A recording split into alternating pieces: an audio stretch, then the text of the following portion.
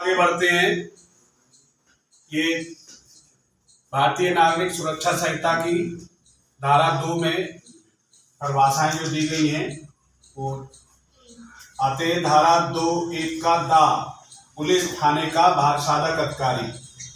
जब पुलिस थाने का भारसाधक अधिकारी थाने से अनुपस्थित हो या बीमार हो या किसी कारण से काम ना कर सकता हो,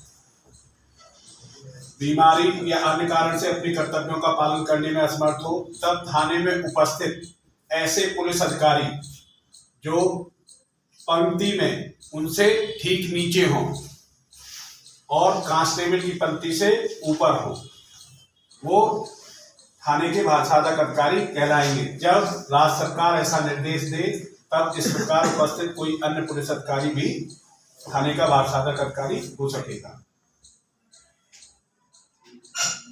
ये था 2(1) का आर, ये 2(1) का एस या धा स्थान। इसके अंतर्गत गृह, गृह का मतलब कोई भी घर, कोई भवन, कोई तंबू, कोई एरोप्लेन और जलयान भी है। 2(1) का ना पुलिस रिपोर्ट किसी पुलिस अधिकारी द्वारा धारा 193 की धारा 3 यानी कि चार्जशीट या एफआर के अधीन विवेचना के उपरांत मजिस्ट्रेट को भेजी गई रिपोर्ट अभिप्रेत है।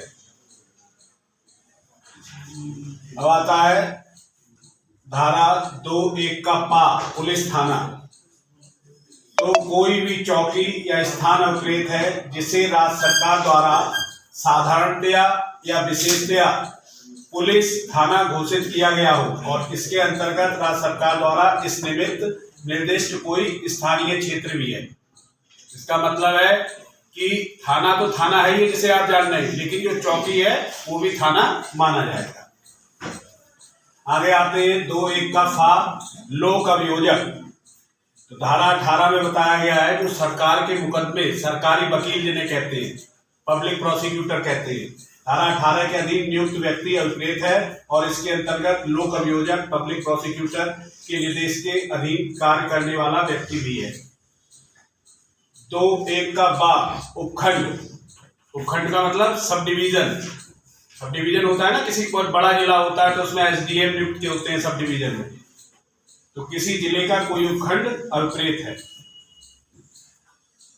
ये इंपॉर्टेंट है। धारा 2(1) का भा सम्मन। ऐसा मामला अभिप्रेत है जो किसी अपराध से संबंधित है और जो वारंट मामला नहीं है। इसमें 2 साल से कम की सजा होती है। अगला है धारा 2(1) का मा पीड़ित। तो पीड़ित व्यक्ति से अभिप्रेत है जिसे अभियुक्त ने कार्य करके या लोक करके कोई हानि या क्षति पहुंचाई हो और इसके अंतर्गत ऐसे पीड़ित का संरक्षक या विधिक वारिस भी आते हैं। जैसे मान लीजिएगा किसी आदमी का मर्डर हो गया तो मर्डर में जो उसके वारिस होंगे या बच्चे का मर्डर हो गया तो जो उसके संरक्षक होंगे वो भी पीड़ित कहलाएंगे। धारा 2(1) का या वारंट मामला। ऐसा मामला अभिप्रेत है जो मृत्यु, आजीवन कारावास या 2 वर्ष से अधिक की अवधि के कारावास से दंडनीय किसी अपराध से संबंधित है। यानी कि आपने ऊपर पढ़ा था सम्मन मामला, जो 2 साल से कम की जिनमें सजा हो और जिनमें 2 साल से ऊपर की सजा हो वो सब वारंट मामले हैं। इतनी बात समझ में आई? ओके।